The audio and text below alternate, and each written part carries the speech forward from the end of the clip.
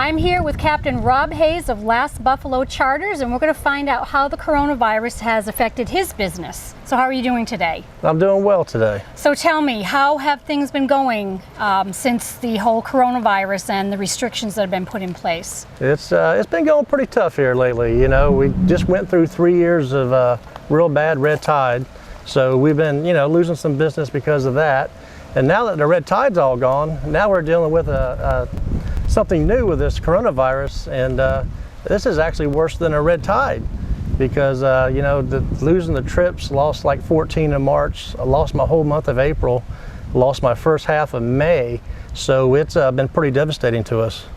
Now, do you still do charters but on a smaller scale? Is that what you're doing right now? I do charters. I do ask where the people are from and how long they have been here in Florida. So that's, I really need to know that. So yeah, I'm still doing charters. The problem is down here right now, there's nowhere for them to stay. I have a lot of my customers who would love to drive down, in my April and my May trips, but the problem is there's nowhere for them to stay once they get here. So do you have local people that live on the island, or perhaps a little bit closer, that are taking advantage of the charter season with you? Yeah, you would actually think so, but apparently I do not have a lot of local people here that are on the island because I have not been going. I don't know if they're just been really adamant about staying home, or because I have not been getting any phone calls for any fishing charters here as of late. So what are you doing to try to promote your business, or where do you foresee Last Buffalo Charters going in the next few weeks? Or well, I've really been hoping, from what they've been saying on the news and stuff, I'm hoping they're right, and come May, a lot of this will start turning around for us, and they'll start opening some things up to where the people can stay and come down and have a place to eat, and that way my business can thrive a little bit.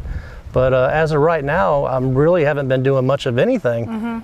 So I'm just kind of waiting on some good words for May coming up. Right, I think a lot of businesses are. Have you talked to other charter captains, and how are they faring with this? I have. I talked to a lot of charter captains, and it sounds like we're all in the same boat. Nobody's really working that much. I mean, there's a trip here and there. There's been a few locals on the island who are starting to go a little stir crazy staying home. So there's a few of my buddies who have had a trip here and there, but not much at all. The bad thing is it's the timing with all this is so devastating for us, because our seasons, how we make our money through the rest of the year, is March through July 4th. We go usually pretty much every single day once March gets here, all the way till July 4th. And it's just super bad timing for us. Do you think if things start to open up in May that you'll be able to recapture some of the lost charters that obviously you haven't been able to do since March and April? That's exactly right. That's what we're really hoping for right now. We already lost our spring. We already know that. So now the next is our tarpon season, which our best months for tarpon season is May, and then it is June, and it's July. So we're really hoping we can at least get our tarpon season in at this time.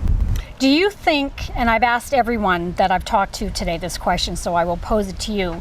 Do you think we're supposed to be learning something from this coronavirus because it's made us more aware of perhaps staying home and being with family? Do you think that we're supposed to be learning something from this? And if so, what do you think you're supposed to be learning from this? Oh yeah, no, absolutely. I think we're learning new stuff every single day with this.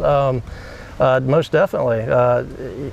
Just in general, keeping things clean. Like when I do go out in my boat, I bleach my boat from bow to stern. I bleach the chairs. I've been wiping my rods down, my handles to my reels down, and I think it's not going to stop here in a couple of months because of this. I think it's something that we're going to continue doing. Right. And I know I definitely will continue doing it. I mean, even if it's just a flu going around. I want my customers, I want them to feel safe on my boat. So this is something that I have learned, and that I will do, is to clean my gear every single time I go out and use it. So I want my clients to feel safe once they're in my boat. and have a good time. Right. So again, he's with Last Buffalo Charters, Captain Rob Hayes. Please look to Captain Hayes for your next boating excursion. He's still doing them on a limited basis, but you can certainly give him a call. We'll pray for your business, and we're going to pray for the island of Boca Grande that things start to turn around, and next season is going to be a good season. I think so. I hope think you're so right. Too. Thank you. Thank you. Thank you. I'm here with Father Carosella of Our Lady of Mercy Catholic Church on Boca Grande to find out how it's impacting his congregation and how perhaps people are seeking more comfort through the church services. So it's very nice to meet you. Joe, very nice to meet you as well. So how has the coronavirus impacted your ability to congregate with people, to minister to my people and the like? Well, it has certainly been a challenge for us.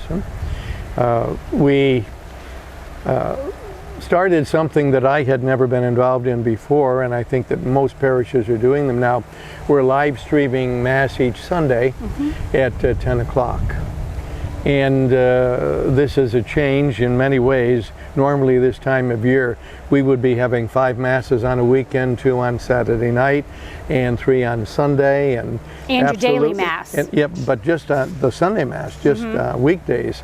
Now, you know, we just have the one Mass at 10 o'clock on Sunday, and we use Facebook, again, which I was never on, but with the help of a couple of parishioners who know their way about it and through it, they assist me every Sunday. So we've been doing this really since the middle of last month. There was one Sunday in which we, you know, attempted to space people out during the church. There, of course, there were fewer people there, and we sanitized the pews between each Mass, and we took those precautions, and then that stopped. And we finally had to close the church. The bishop wanted them all closed. And we've been doing that, as I said, since the middle of last month. And in Holy Week, special time, you know, for all Christians, we also transmitted through Facebook live streaming Holy Thursday and Good Friday and Holy Saturday and Easter Sunday. So I've been on the screen quite a bit. So how are you finding your church community is dealing with being isolated from being able to come to church? Well, you know, I use email, and those whose email addresses I have been sending them each week messages in our church bulletin, and hearing back from many of them as well. So, and the church bulletin generally is just a couple of pages. So through email, I'm able to send them several pages. Now, I don't know if they're reading them all, but I send them things which I think will be helpful and of interest to them. Not only things that I have messages from me, but also from Pope Francis and from other people that I think would be helpful to all of us.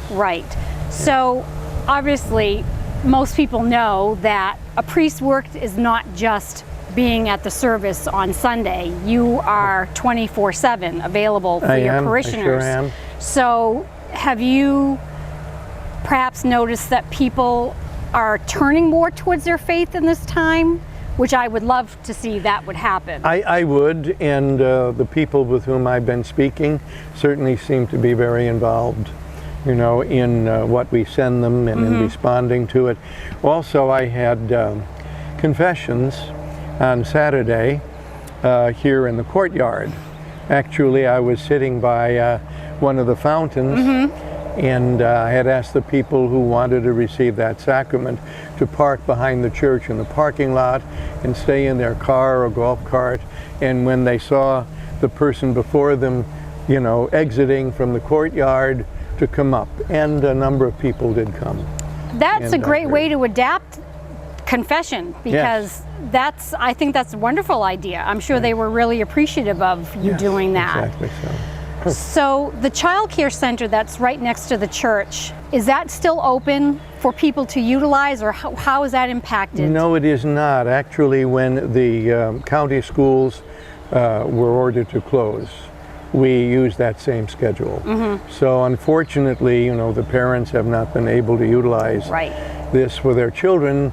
But on the other hand, unfortunately too, in one way, and fortunately in another way, some of these parents have been furloughed from their own work. Right. So they really are able to take care of their children at school. Right. And we have had our staff of teachers still working, improving their own skills and through the internet, and also keeping in touch with the parents, particularly Kimmy Harms, the director of our child care center.